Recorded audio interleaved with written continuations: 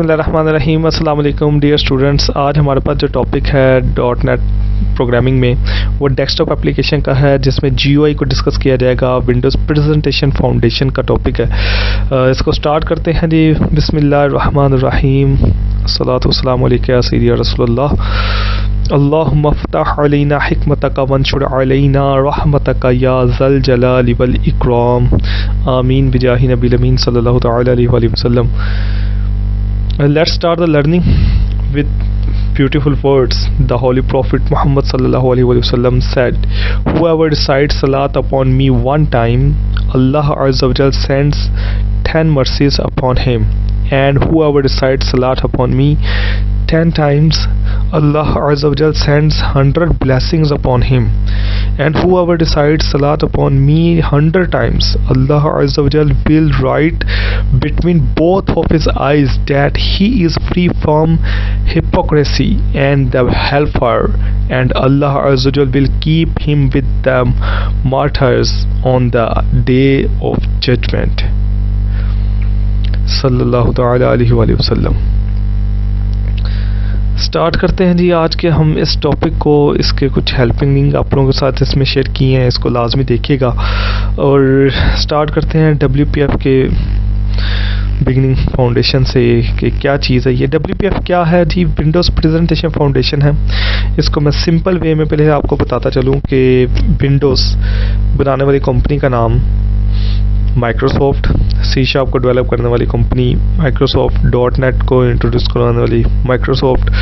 तो ये माइक्रोसॉफ्ट को इसलिए मैं बताना ज़रूरी समझ रहा हूँ कि जब इन्होंने विंडोज़ वगैरह बना ली, सारा कुछ किया, सन 2000 में C# को इन्होंने डेवलप किया, .NET फ्रेमवर्क के बारे में इन्होंने बताए बातें सारी। तो जब ये मार्केट में आई तो एक्चुअली हुआ ये कि पहले से विंडोज़ के जो बने हुए GUI मैकेनिज़्म थे वो अवेलेबल थे, और जब प्रोग्रामिंग करने की ऑप्शन आई तो जो बनी बनाई लाइब्रेरीज़ ऑलरेडी हमने विंडोज़ में यूज़ की थी, जो लेआउट विंडोज़ में यूज़ किया हुआ था वही लेआउट हमारे पास ऑलरेडी मौजूद था। तो मतलब ये कि आपने कोई भी चीज़ अगर बनानी है तो जैसे विंडोज़ के लिए उन्होंने GUI को बनाया हुआ था, तो आप कोई भी एप्लीकेशन बनाएं तो उस एप्लीकेशन का लेआउट वैसा ही होता था जैसा कि आपकी विंडोज़ का था। जैसे कि इससे पहले जो टॉपिक चल रहा था वो था विंडोज़ फॉर्म का। विंडोज़ फॉर्म डिपेंड करते हैं आपके ग्राफिक्स के ऊपर कि अगर आप विंडोज़ जो यूज़ कर रहे हैं वो 7 है तो उसके ग्राफिक्स 7 की तरह के होंगे, 8 है तो 8 की तरह के होंगे, 10 है 10 की तरह के तकरीबन होते हैं। तो इस तरीके से जो हमारे पास WPF है, इसके अंदर हमारे पास ज़्यादा बेहतर तरीके से ग्राफिक्स को कस्टमाइज़ करने की ऑप्शन आई कि हमने कस्टमाइजेशन कैसे करनी है, उसको बेहतर कैसे करना है। और इसके अंदर अगर हम देखें तो WPF basically actually new framework जो कि इंट्रोड्यूस हुआ था 3.0 के अंदर .NET फ्रेमवर्क पे, और इसके अंदर बहुत सी क्लासेस और असेंबली फाइल्स अलाउ कर दी गई थी। आपने एक सॉफ्टवेयर इंस्टॉल किया होगा, जब भी गेम्स वगैरह जो खेलते हैं ज़्यादा उनको आइडिया है, उन्होंने सॉफ्टवेयर इंस्टॉल किया होगा जिसके लिए DirectX के नाम से, या वो बेसिकली Direct 3D के नाम से एक सॉफ्टवेयर है। वो बेसिकली क्या होता है कि आपने जब कोई GUI वगैरह अचीव करनी है, बेहतर तरीके से ग्राफिक्स अचीव करना है, तो जब आपको गेम इंस्टॉल करते हैं तो कहा जाता है कि आप गेम इंस्टॉल करने से पहले DirectX को इंस्टॉल करें, उससे आपके ग्राफिक्स मेंटेन होते हैं, उसके बाद आप अपनी गेम्स वगैरह खेलते हैं। तो इस तरह यहाँ पे कॉन्सेप्ट यही था कि जो पहले से यूज़ की जा रहे थे ग्राउंड लेवल के जो सारे मैकेनिज़्म थे, तो उसको अपडेट करने के लिए, उन चीज़ों को अपडेटेड यूज़ करने के लिए WPF आया, विंडोज़ प्रेजेंटेशन फाउंडेशन, और इसके अंदर सारी चीज़ों को डील किया गया। ग्राफिक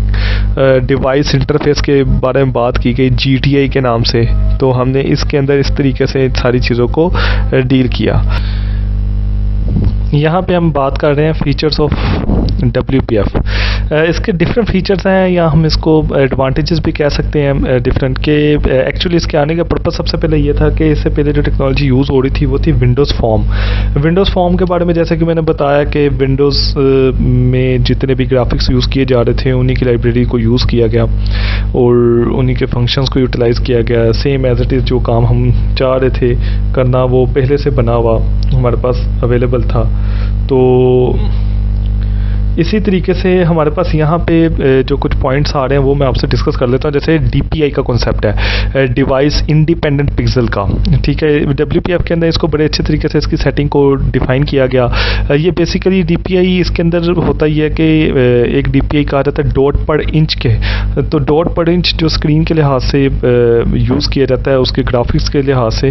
तो पहले विंडोज़ फॉर्म के अंदर जो ये चीज़ें यूज़ की जा रही थी उसकी एग्जांपल ये आपके सामने यहाँ पे रखी हुई है कि अगर 96 DPI है तो उसका इस तरीके से व्यू है, 120 DPI है तो उसका व्यू इस तरीके से। तो काफ़ी हद तक ये चीज़ चेंज है, यानी ये आपके जो डिज़ाइन था उस डिज़ाइन में ही चेंज ले आता था। जबकि WPF ने ऐसा नहीं किया, इसने आपके DPI जो डॉट पर इंच है उसकी क्वालिटी को बेहतर रखते हुए इसने अगर 96 DPI है या 120 DPI की तरफ चले गया तो आपका डिज़ाइन सेम रहेगा और आपकी जो एप्लीकेशन है वो आपके उस डिज़ाइन के सेटिंग को जस्टिफाई करती है।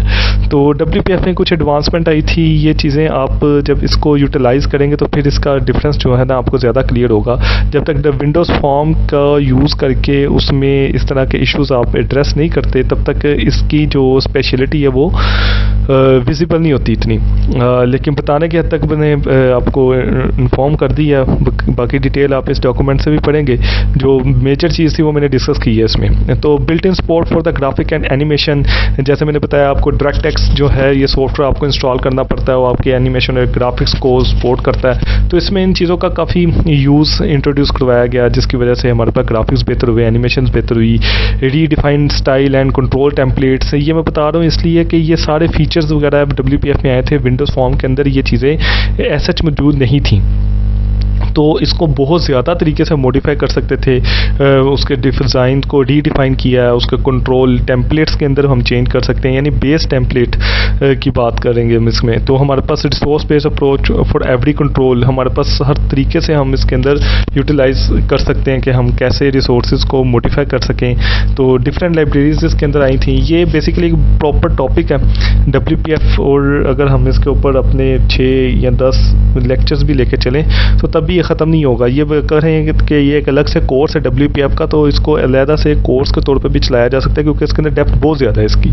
तो हम इसको जस्ट गो थ्रू कर रहे हैं और इसकी डेवलपमेंट के ऊपर काम करेंगे ताकि हम आगे फर्दर इसको यूटिलाइजेशन इसकी देख सकें। इसमें कुछ new property system and binding capabilities आई थी जो कि डिपेंडेंसी इंजेक्शन है। इसका मेरा लेक्चर जो है वो आपके पास आएगा आखिरी कुछ लेक्चर्स में डिपेंडेंसी इंजेक्शन के बारे में। तो कैसे हम डिपेंडेंसी रिमूव कर सकते हैं, कैसे हम इसको आगे फर्दर यूटिलाइज कर सकते हैं। तो डिपेंडेंसीज होती हैं हमारे फंक्शंस की, क्लासेस की, तो हम उसको इंडिपेंडेंटली वर्क करवाते हैं फिर। तो इसी तरीके से इसके अंदर जो बहुत सी चीज़ों को सोल्व करने का जो मैकेनिज्म, जो ये मैंने सारी बातें की हैं, इसको करने के लिए जो एक्चुअल चीज़ थी वो थी XAML, XAML, extensible application markup language I, जो कि XAML बेस्ड थी और XAML के टैग्स को यूज़ करती थी और हम कोड के थ्रू ही अपने डिज़ाइन को जस्टिफाई करते थे। WPF के अंदर ये काम आया, जबकि विंडोज़ फॉर्म के अंदर XAML नहीं थी, यानी कोड के थ्रू नहीं था। आप ड्रैग एंड ड्रॉप ही सर्व कर सकते हैं। इसमें ड्रैग एंड ड्रॉप भी मौजूद है और XAML का कोड भी आएगा जो मैं आगे आपसे शेयर करूंगा। फिर WPF आर्किटेक्चर की तरफ जाते हैं, जो बड़ी इंपॉर्टेंट किस्म की चीज़ है इसके अंदर के एक्चुअली इसका जो आर्किटेक्चर है वो 3 चीज़ों पे बेस करता है। कैटेगराइजेशन अगर इसकी करते हैं तो मैनेज लेयर, अनमैनेज लेयर और कोर API। इसको हम डिटेल से पढ़ते हैं थोड़ा कि मैनेज लेयर क्या है। Manage layer of WPF is built using a number of assemblies. These assembly build up the WPF framework communicate with the lower level unmanaged API to render its content. The few assemblies that comprise the WPF framework are क्या क्या है ये presentation framework तो DLL, presentation code और DLL और Windows based और DLL। इसमें 3 तरह की चीज़ें मैनेज लेयर के अंदर आती हैं। मैनेज लेयर को अगर आप देखें तो ये मैं आपको इसका ओवरव्यू पहले दिखा दूं, फिर आपको ये चीज़ें इसकी डिटेल भी हम पढ़ते हैं। ये हमारे पास WPF की मैनेज लेयर है। ये हमारे पास ऑपरेटिंग सिस्टम के कोर एलिमेंट्स हैं। हमारे पास यहाँ पे ना डिवाइस ड्राइवर, GDI, यूज़र 32 ये चीज़ें चल रही होती हैं। एक्चुअली होता ये है कि जो हमारे पास मैनेज लेयर है ना, जो हमारे पास मैनेज लेयर है इसको तो डील करता है CLR। जो चीज़ें, जो लाइब्रेरी हमारे CLR जिसे डील करती है, हम उसे मैनेज लेयर में कंसीडर करते हैं कि जी ये मैनेज्ड है, और जिन चीज़ों को CLR डील नहीं करता उसको हम कंसीडर करते हैं ये हमारे पास अनमैनेज्ड लेयर है ये, ठीक है। तो अब जो तो CLR डील करेगा जिन फंक्शंस को, वो कौन कौन से हैं, विंडोज़ बेस है, प्रेजेंटेशन फ्रेमवर्क है, प्रेजेंटेशन कोर है, तो इन चीज़ों को तो ये CLR जस्टिफाई करेगा, इसको कंपाइल भी करेगा। लेकिन MIL कोर विंडोज़ कोडेक्स को कंपाइल करने की कैपेबिलिटी CLR में नहीं है, तो इसको करने के लिए हमें DirectX का जो सॉफ्टवेयर है वो बेसिकली Direct3D है, जो कि वो उसके वर्जन का नाम है DirectX वगैरह और ये सारी चीज़ें, तो ये Direct3D एक्चुअली इसका काम है। तो Direct3D में ये चीज़ें, ये इसलिए हमें अलग से सॉफ्टवेयर की ज़रूरत पेश आती है जो कि अनमैनेज लेयर के कोड को जस्टिफाई करता है। यानी मैनेज लेयर में अगर कोई काम लिंक्ड है अनमैनेज लेयर के साथ, कोई आउटर साइड की लाइब्रेरीज हैं, तो वो फिर DirectX यानी Direct3D के थ्रू हमारे पास आएगा और डिवाइस ड्राइवर के थ्रू हमारे पास चलेगा। जबकि हमारे पास जो CLR का काम है वो User32 इसको चलाता है, और इसके दरमियान जो ब्रिज है वो बेसिकली GDI का है। तो ये बेसिकली हमारी एप्लीकेशन जब रन होती है तो पूरा WPF का जो आर्किटेक्चर है वो कुछ इस तरीके से बनता है। फिर हम जाते हैं इसकी बेस लाइन की तरफ कि जी वन बाय वन हम एक एक चीज़ देख लें। इसके अंदर के प्रेजेंटेशन फ्रेमवर्क .dll क्या काम करती है, ये करती है creates the top level elements like layout, panel, control, window style, इस तरह के जो काम है ये इसकी जिम्मेदारी है प्रेजेंटेशन फ्रेमवर्क की। प्रेजेंटेशन कोड क्या काम करता है, it holds base types such as UI elements, visuals from which all shapes and controls are derived in presentation framework DLL, ठीक है। ये जो हमारे पास UI एलिमेंट्स आते हैं जितने भी, यानी ये कैटेगराइजेशन की हुई है कि हर एक की अपनी अपनी ड्यूटी है। तो विजुअल जो कि हमारे पास ऑल शेप्स आती हैं, कंट्रोल्स आते हैं जो कि ड्राइव होते हैं हमारे पास प्रेजेंटेशन फ्रेमवर्क से, वो उसको डील करते हैं presentation code .dll। Windows based .dll क्या करता है, they hold even more basic element which are capable of being used outside the WPF environment like dispatcher object, इसमें यूज़ होता है एक dispatcher object, dependency object, और इसको हम आगे फर्दर यूज़ करेंगे तो फिर इसको साथ साथ डिस्कस करते हैं जब हम कोडिंग करते हैं इसकी। तो विंडोज़ बेस्ड DLL का भी हो गया। अब हमारे पास आता है अनमैनेज लेयर। अनमैनेज लेयर के अंदर हमारे पास है MIL code .dll। The unmanage layer of WPF is called MIL code or media integration library, ठीक है। MIL code media integration library code, MIL code. It basically translate the WPF higher level objects like layout, panel, button, animation etc और into textures the Direct3D expects. तो it is the main rendering engine of WPF। तो ये basically main इसका rendering engine है जो कि इसके ऊपर काम करता है और इसके अंदर एनिमेशन, बटन, लेआउट्स वगैरह को डील किया जाता है। Windows codecs .dll, this is another low level API which is used imaging support in WPF application.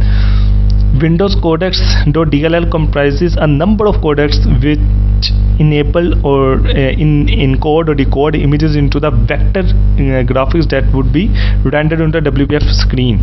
तो encoding decoding जो images के जो vector graphics हैं ये उनको डील करने के लिए यूज़ किया जाता है। Direct3D it is a low level API in which the graphics of WPF is rendered। वो आगे ना बात के सारे ग्राफिक्स को जिनको डील करता है वो जैसे मैंने बताया वो आपके पास है DirectX है तो उसको डील करता है। User32 is the primary core API which every program uses। It actually manages the memory and process separation। तो इन सारे के जो आप देखें इनको हाईलाइट करेंगे तो आपको आइडिया हो जाएगा कि हर एक मॉड्यूल अपनी अपनी ड्यूटी परफॉर्म कर रहा है। GDI बेसिकली क्या है, GDI and driver device drivers are the specific to operating system which is also used for the application to access the low level API। तो लो लेवल API को utilise करने के लिए हमारे पास ये चीज़ें यूज़ हो रही होती हैं। तो हमारे पास एक्चुअल ये चीज़ें हमारे पास होती हैं। कुछ चीज़ें हैं जो कि आप इसकी डिटेल को यहाँ से अगर देखेंगे तो आपके पास आ जाएगा। हमारे पास विजुअल ट्री जो लॉजिकल ट्री इसका बनता है वो कुछ इस तरीके से है कि लॉजिकल ट्री में हमारे पास window, container, UI element, button, text box इस तरीके से है। और अगर विजुअल ट्री इसका बनाएंगे तो हमारे पास मल्टीपल इसके बॉर्डर आ जाएंगे। इसके हमारे पास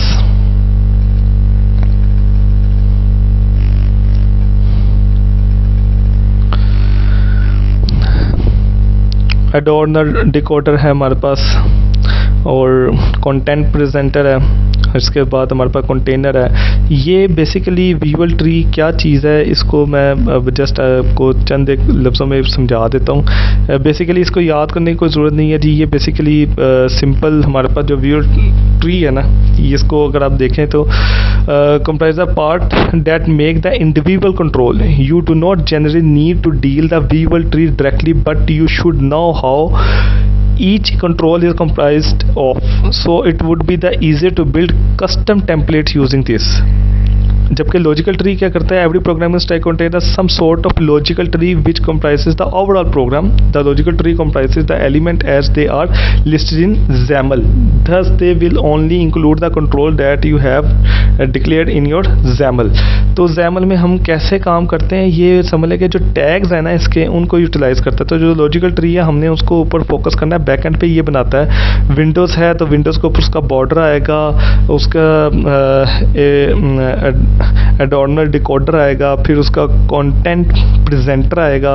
ये समझ लें डिफरेंट लेयर्स हैं. फिर उसके ऊपर हमारे पास कंटेनर आता है, तो कंटेनर के ऊपर यूआई टेक्स्ट ब्लॉक लग जाएगा, बटन लग सकता है. बटन है तो फिर उसको क्रोम, कंटेंट प्रेजेंटर और फिर टेक्स्ट ब्लॉक आ जाता है. तो यानी ये समझ लें कि पूरी लेयर्स हैं. अगर आप लोगों ने काम किया ग्राफिक्स से किसी टूल के ऊपर, जैसे कि इलस्ट्रेटर है या हमारे पास कोडल ड्रॉ है या फोटोशॉप है, तो वहाँ पे आपको ये लेयर्स के डिफरेंट कॉन्सेप्ट समझ आएंगे. तो हम सबसे पहले देखें जी, विंडो बनाते हैं. विंडो होगी, उसके ऊपर कंटेनर होगा. इधर से अगर आप समझें तो हमारे पास यूआई एलिमेंट, उसके ऊपर टेक्स्ट बॉक्स लगता है. तो टेक्स्ट बॉक्स के लिए कोई पैनल हमारे पास होना चाहिए. अभी कोड करते हैं तो फिर मैं आपको इसके बारे में समझाता हूँ कि ये कैसे हम इसको यूटिलाइज़ करते हैं. तो ये कुछ चीज़ें हैं जी इसकी, जो कि एक्चुअल इसका काम चल रहा होता है और हम इसको आगे लेके चलते हैं. ये कुछ डिटेल हैं, अगर मज़ीद आप इसके बारे में पढ़ना चाहें तो इसके अंदर से देख सकते हैं. बाकी जो कोडिंग साइड के ऊपर है उसके ऊपर जब जाएंगे तो ये सारी चीज़ें आपकी उधर से कवर हो जाएंगी. तो चलते हैं जी, मूव करते हैं हम अपने कोड की तरफ और यहाँ से हम बनाते हैं कि कैसे हमने एप्लीकेशन को बिल्ड करना है और WPF की एप्लीकेशन के अंदर हम कैसे फर्दर वर्किंग कर सकते हैं. हम जा रहे हैं जी, ये न्यू प्रोजेक्ट बनाया है यहाँ से, और यहाँ से आपने Visual C# के पास जाना है. Visual C# के पास जाके आपने यहाँ पे आना है WPF एप्लीकेशन पे, और ये मैंने यहाँ पे ओके कर दिया. ये हमारे पास एप्लीकेशन ओपन होगी जी. यहाँ पे अगर आप देखें तो टूल बॉक्स है आपके पास, ये आपके पास व्यू है सारा, और ये हमारे पास ऑल WPF पैनल्स आ रहे हैं, और हम यहाँ पे ये काम इसको इस तरीके से देख रहे हैं. ये हमारे पास सारा फ्रेम आ रहे हैं, क्लिप्स आ रहे हैं, बॉर्डर्स हैं, डाटा ग्रिड है हमारे पास. तो ये सारी चीज़ें हमारे पास यहाँ पे अवेलेबल है. ये है XAML का कोड जिसकी हमने बात की थी. तो XAML के कोड को देखें तो यहाँ पे सारी चीज़ें मेंशन्ड है. यानी यहाँ पे अगर मैं इसको ग्रिड को एक्सपेंड करता हूँ, यहाँ मैं इसके साइज़ को बढ़ाता हूँ, तो ये देखें विड्थ, ये मैं इसको ऐसे करता हूँ तो इस तरीके से कर दूँ. या मैं यहाँ से इसे कह देता हूँ ये 650 कर देता हूँ इसे, और इसको मैं 700 कर देता हूँ जस्ट. तो ये उसके लिहाज से सेट हो गया. ठीक है, मैं इसको कह देता हूँ ये 550 है, तो ये उसके लिहाज से सेट हो गया. ये इसको मैं कह देता हूँ ये फॉर एग्जांपल ये है जी 6, इसको कर देते हैं 9, तो ये 550. और ये तो ये इस तरीके से जितना भी इसका डिज़ाइन आप इसको सेट करना चाहें. ये मैंने हाइट और विड्थ लगा दी इसकी. यहाँ से इसको पैनल पकड़ा, मैं यहाँ से करता हूँ जी एक बटन यहाँ पे ड्रैग कर दिया. ये देखिए बटन का कोड यहाँ पे आ गया, बटन का कोड आ गया, विड्थ हाइट इसकी आ गई. बटन का कंटेंट मैं यहाँ पे कर देता हूँ फॉर एग्जांपल ऐड, और यहाँ पे नेम रख देता हूँ BTN1 कर दिया मैंने इसे. और यहाँ से मैं इसे सर्च भी कर सकता हूँ. टेक्स्ट बॉक्स मैंने यहाँ पे लगाया एक, यहाँ पे लगा दिया मैंने टेक्स्ट बॉक्स. कंट्रोल प्रेस करके इसकी आप एक कॉपी यहाँ से मैंने इसको कर दिया. ये आ गया हमारे पास टेक्स्ट बॉक्स. यहाँ पे मैं इसको भी नेम मैंने T1, इससे मैं कह देता हूँ नेम T2 कर दिया मैंने इसको. फिर यहाँ पे हमारे पास ये सारा कुछ आने के बाद ना ये मेरे पास कुछ डिज़ाइन है इसका, जो कि मैं इसको प्रॉपर्टीज़ में जाके इसको आपने इसे एक्सप्लोर करना है, टूल बॉक्स को भी, ईच ऑफ एवरीथिंग को एक्सप्लोर करना है, जस्ट एक्सप्लोर करना है। इसमें बहुत कुछ अवेलेबल है। इसका मैं लिंक भी आपसे शेयर कर दूंगा जहां से आप इसे देखना चाहेंगे। आप इसके अपीयरेंस भी चेंज कर सकते हैं, आप इसको डिफरेंट कलर्स असाइन कर सकते हैं यहाँ से, टेक्स्ट का लेआउट आप इसका क्या यहाँ पे फॉर एग्जांपल मैं यहाँ पे कह देता हूँ ये 20 होना चाहिए, और इसमें जो टेक्स्ट आए ये देखें इसका टेक्स्ट 20 हो गया। इसका मैं चाह रहा हूँ कि जी ये इस तरीके से आए, तो इसी तरीके से आप यहाँ से इसके डिफरेंट आइकॉन्स वगैरह, इसके अपीयरेंस के अंदर इसके सारे कलरिंग स्कीम, ये वो सारा कुछ आप इसके बैकग्राउंड लेआउट वगैरह में जाके हाइट विड्थ मार्जिन ये यहाँ से भी आप कर सकते हैं इसको ऑटो। ये काफ़ी इसमें ना कॉम्प्रिहेंसिव किस्म की डिटेल्स मौजूद है यहाँ पे। तो यहाँ पे बैकग्राउंड कलर है जी वाइट है, मैं इसको डिफरेंट करना चाह रहा हूँ। अगर आप इमेज लगाना चाह रहे हैं इसको, ये बस आप इसको एक दफ़ा एक्सप्लोर कर लीजिएगा। और इसके साथ मैं ना अब फंक्शनैलिटी के ऊपर मूव करते हैं, ठीक है। ये मैंने यहाँ से आपको दिखा दिया, आप यहाँ से भी इसे चेंज कर सकते हैं सारी चीज़ें, इसकी प्रॉपर्टीज़ वगैरह पढ़ के। यहाँ पे आपने ऐड के ऊपर जाके डबल क्लिक करना है, तो ये डबल क्लिक करेंगे ना तो ये इसका कोड पे डायरेक्ट चला जाएगा। यहाँ से आपने इसके कोड में जाना है। यहाँ से फॉर एग्जांपल मैंने आपको जो यहाँ पे चीज़ें शेयर की हैं, मैं यहाँ से कहता हूँ जी फॉर एग्जांपल यहाँ से हम अपना काम स्टार्ट करते हैं। For example int a is equal to, मैं यहाँ पे कर देता हूँ इंट डॉट पार्स। यहाँ से मैंने इसे करना है जी t1 डॉट टेक्स्ट, जो भी टेक्स्ट उसमें आएगा एक तो ये, इसी तरीके से int b is equal to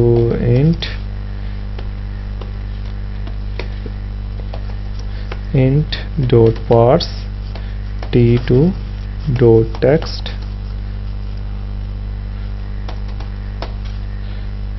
ये आ गया हमारे पास। और इसी तरीके से मैं ऐसे कह देता हूँ int c is equal to a plus b। और यहाँ पे हम मैसेज बॉक्स डॉट शो का मेथड यूज़ करेंगे। और यहाँ पे मैं इसे कह देता हूँ जी c डॉट टू स्ट्रिंग। तो ये इस तरीके से मेरे पास आ जाएगा। मैं इसे सैंपल के तौर पे से रन करके चेक करता हूँ। तो बिल्ट इन यहाँ पे हमारे पास मैं इसे कह देता हूँ 5 और यहाँ पे से कह देता हूँ 6, ऐड करके देखते हैं। तो ये मेरे पास 11 जो है ये मेरे पास इसका आंसर आ रहा है। तो ये बेसिक सा मैंने एक ओवरव्यू बनाया है। इसी तरीके से मैं एक नई एप्लीकेशन यहाँ से डेवलप करता हूँ और इसको भी देख लेते हैं और फिर इसको भी फर्दर आपने इसके अंदर कैलकुलेटर बनाने की कोशिश करनी है जी। मैं इसको कैलकुलेटर के तौर पे आपको एक सैम्पल कोड बना के दिखा देता हूँ ताकि आप इससे फर्दर इसे चलें। इसको सिंपल ही रहने दे रहे, मैं यहाँ से जा रहा हूँ और ऑल कंपोनेंट में टूल बॉक्स में यहाँ से मैं कहता हूँ टेक्स्ट। इसमें कैलकुलेटर हमारे पास एक ही टेक्स्ट बॉक्स होता है, ठीक है, और बटन्स होते हैं 1 2 3 4। ये मैं कह देता हूँ फॉर एग्जांपल मैंने यहाँ पे ना एग्जांपल दी है इसकी। ये देखें ये मैंने कुछ बटन लगाए हैं। ये मैं जस्ट समझाने के लिए आपको मैं ये एक छोटा सा मैकेनिज्म क्रिएट कर रहा हूँ।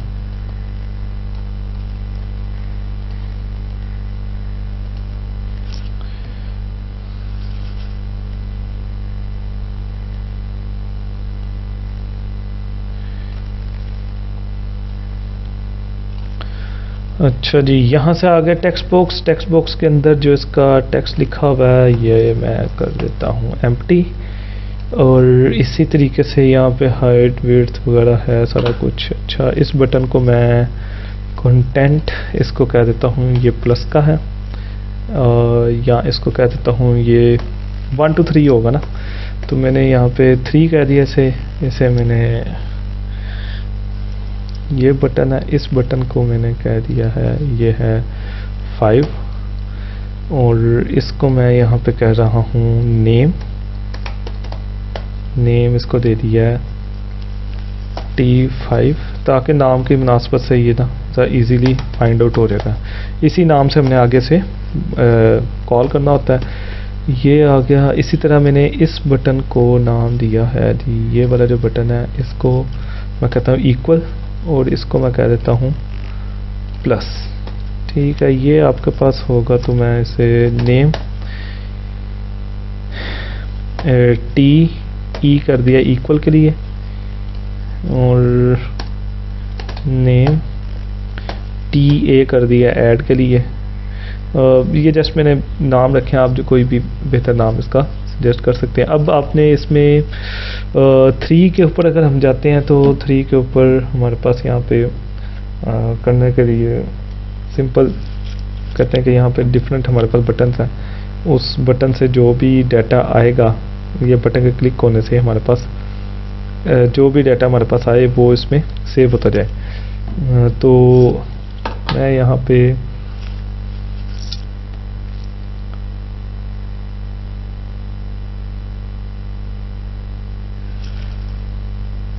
थ्री के ऊपर चला जा रहा हूँ, इसको डबल क्लिक करता हूँ मैं और इसके कोड में जा रहा हूँ। ये कोड अब आप इसको देखें तो बड़ा इजी है। इसको आपने इस कोड को सिंपल यहाँ पे देखा है तो हमारे पास आएगा, मैं यहाँ पे कर देता हूँ string a is equal to, ये था 3 T3 डॉट कौन। मैं इसका ना डायनामिक वे में यूज़ करता हूँ, चाहूँ तो इसको मैं डायरेक्ट भी लिख सकता हूँ टू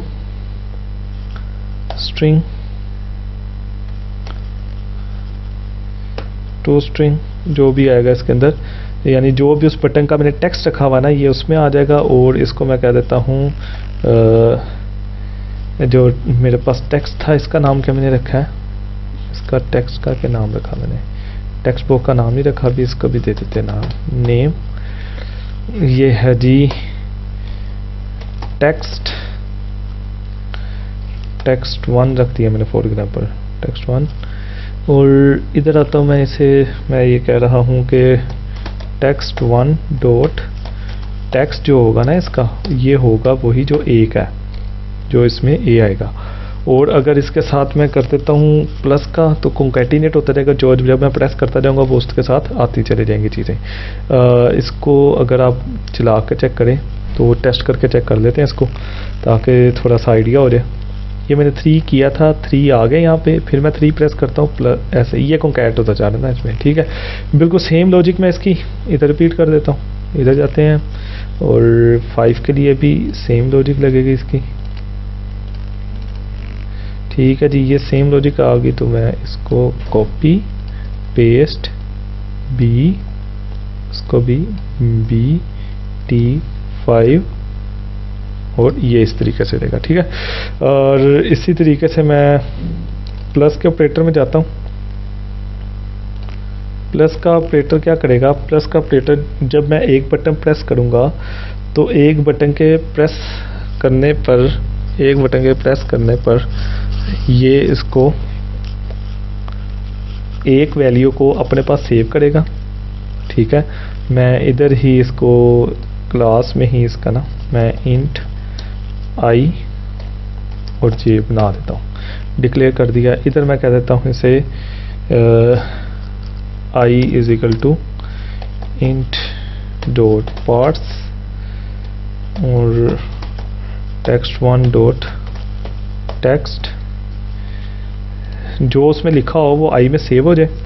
और अब इसको पता चल जाए कि जी अब ये जो है ना टेक्स्ट 1 डॉट टेक्स्ट, इसको मैं सिंपल कर देता हूँ, ये एम्प्टी कर दिया इसको मैंने। ठीक है, उसको मैंने सेव कर दिया, इसको एम्प्टी कर दिया। अब यहाँ से आप अपना चेक लगाना चाहें तो सिंपल लॉजिक लगा के तो प्लस का ऑपरेशन यहाँ पे सेव करवा सकते हैं और फर्दर आगे लेके चल सकते हैं। लेकिन मैं चाह रहा हूँ ये बाकी लॉजिक आप खुद लगाएं, मैं इसको बस एक बेसिक वे में इसको चला के आपको दिखा दूँ ताकि आपका ये जो सिलसिला है ना ये आप सिंपल वे से चले और आप बाकी लॉजिक आप खुद ही लगाएंगे। आपको सिंटैक्स का आइडिया हो गया। और text1 डॉट टेक्स्ट यहाँ पे आपने कर दिया जी int c is equal to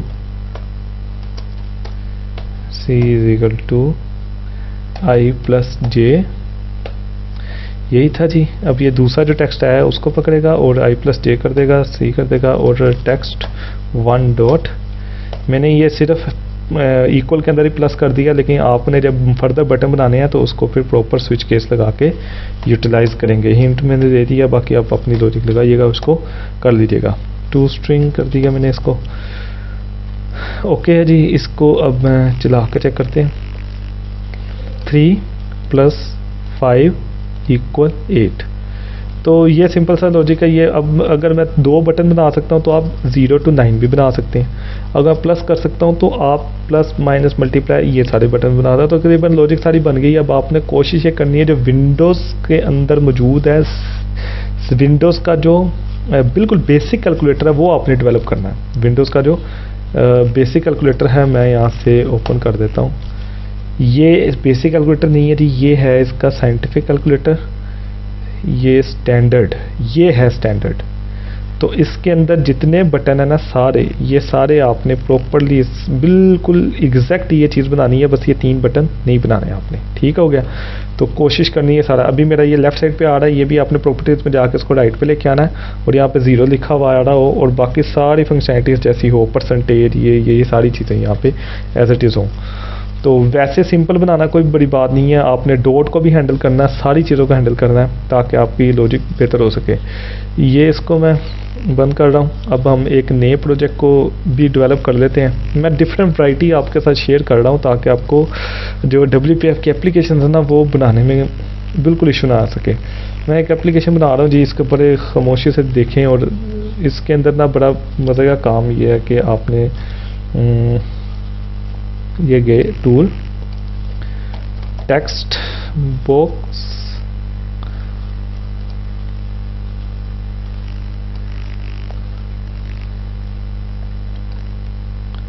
text box, ये मैंने इसको कर दिया जी 550 925, ठीक हो गया जी। ये है। और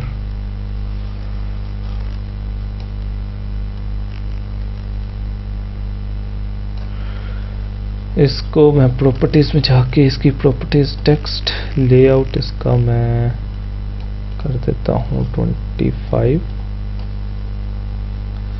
बोल्ड। इसको करते हैं हम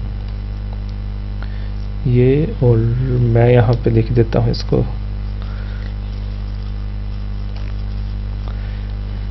ये आपके लिए व्यूएबल भी हो।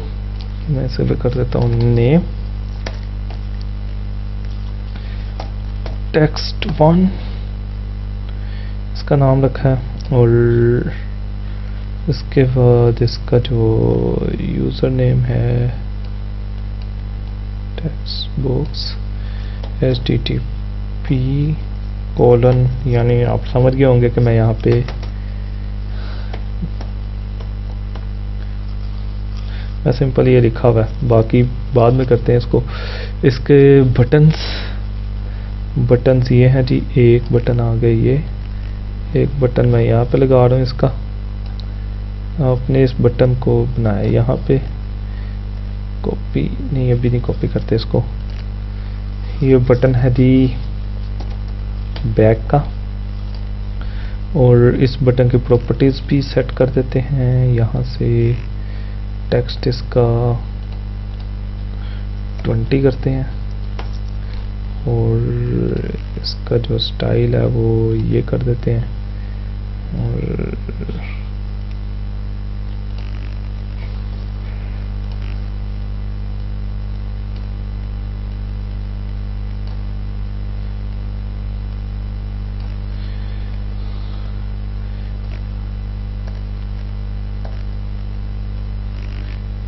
किधर आ जाएगा, इसको मैं नाम देता हूँ गो, इसको नाम देता हूँ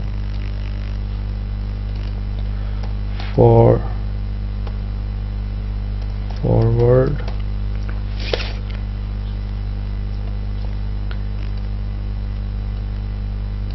इसको मैं नाम देता हूँ रिफ्रेश। ठीक होगा जी, ये तकरीबन इतना कर दिया। अब मैं इसको यहाँ पे वेब ब्राउज़र ये ला के इधर रखा मैंने।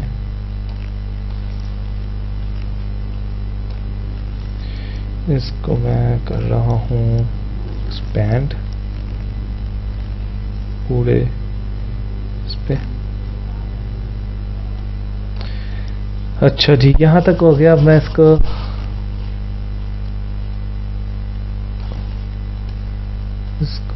सही करते हैं। गो के ऊपर जाते हैं, गो की फंक्शनैलिटी परफॉर्म करते हैं हम यहाँ पे।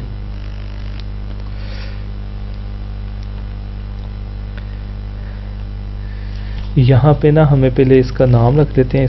इसका वेब ब्राउज़र का मैंने नाम दे दिया, नेम वेब ब्राउज़र 1 WB1 कर दिया।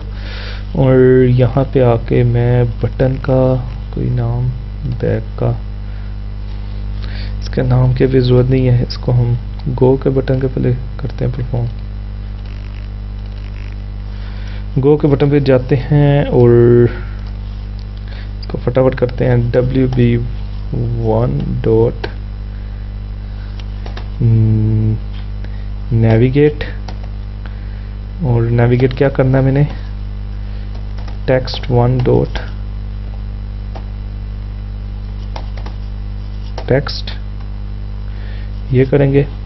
इसी तरीके से मैं यहाँ पे जाता हूँ back, WB1 dot go back. इसी तरीके से मैं जाता हूँ WB1 डॉट गो फॉरवर्ड। इसी तरीके से मैं इसको रिफ्रेश पे जाता हूँ, WB1 डॉट रिफ्रेश। सिंपल मैंने ये काम किया। अब इसको हम एग्जीक्यूट करके चेक करते हैं, चला कर चेक करते हैं। ये .google.com लेट्स सी। देखें जी, ये हमारे पास कितने शॉर्ट टाइम में एक ब्राउज़र डेवलप हो चुका है। और आप इस ब्राउज़र को देख सकते हैं। हम यहाँ पे अगर मैं इसको जीमेल पे क्लिक करता हूँ तो ये इधर जा रहा है, ठीक है। मैं इसे बैक का बटन क्लिक करता हूँ, वापस गूगल पे फॉरवर्ड का बटन क्लिक करता हूँ तो ये वापस जीमेल पे मैं इसे बैक का बटन क्लिक किया, रिफ्रेश किया तो ये इसको रिफ्रेश करता है। तो ये बेसिक फंक्शनैलिटी ऑफ देखें कितनी पावरफुल लैंग्वेज है कि बेसिक जो आपकी चीज़ें मौजूद हैं ब्राउज़र के अंदर वो आपको ऑलरेडी अवेलेबल हैं इसमें। तो आपने अब करना ये है कि अपना एक ब्राउज़र, कस्टमाइज्ड ब्राउज़र खुद से डेवलप करना है जिसके अंदर प्रॉपर एक ब्राउज़र की फंक्शनैलिटीज़ हों। कम से कम आपने इसके अंदर जो चीज़ें डेवलप करनी है, इसका लेआउट अच्छा हो, फ्लेक्सिबल हो, यानी रिस्पॉन्सिव हो इसको। और दूसरा आपने इसमें देखना ये है कि इसके अंदर हिस्ट्री का बटन भी बनाना है, यानी वो बैकएंड के ऊपर पूरी लिस्ट बनेगी, वो सेव होगा और हिस्ट्री इसके अंदर मेंटेन हो रही हो और साथ साथ ये ब्राउजिंग वगैरह इस तरीके से कर रहा हो। और जो ब्राउजिंग करे, जैसे यहाँ पे ये मैं से फॉरवर्ड करता हूँ तो ये जैसे जा रहा है तो ऊपर URL चेंज नहीं हो रहा तो उसका URL भी अपडेट हो। इसी तरीके से आपने बेसिक में फंक्शनैलिटी जो से ना असाइनमेंट में डाल के आपके साथ शेयर कर देता हूँ, वो आपने इसको प्रॉपर ब्राउज़र, एक अच्छा ब्राउज़र आपने डेवलप करना है। ये इसको क्लोज कर रहा हूँ। एक प्रोजेक्ट में और आपको सैंपल के तौर पे बना के दिखा देता हूँ, फिर आपने अपनी स्ट्रगल स्टार्ट कर देनी। ये बड़ी रोबस्ट किस्म की लैंग्वेज है और देखें कितनी चीज़ें इसके अंदर पहले से बनी हुई पड़ी हुई हैं। अगर आपको इधर से आइडिया हो जाए तो काफ़ी ज़्यादा बेटर हो जाएगा कि ये हम इसके अंदर जो काम कर रहे हैं। या आपने सिंपल जाना है सोल्यूशन के अंदर, सोल्यूशन में रेफरेंसेस में ऐड रेफरेंसेस। यहाँ पे आपने जाना है असम्बलीज में जाके आपने लिखना है यहाँ पे स्पीच। यहाँ पे आ रहा होगा सिस्टम डॉट स्पीच की लाइब्रेरी होगी, आपने ओके कर देना इसको। ठीक हो गया, सिस्टम डॉट स्पीच की लाइब्रेरी आ गई आपके पास। और अब मैं देखें आपके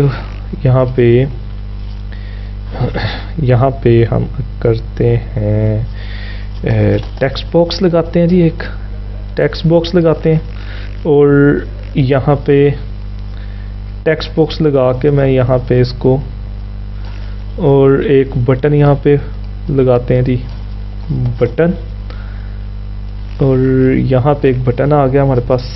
इस बटन को नाम दे दिया मैंने स्पीक, और ये टेक्स्ट बॉक्स के अंदर जो है मैं लिख दिया हेलो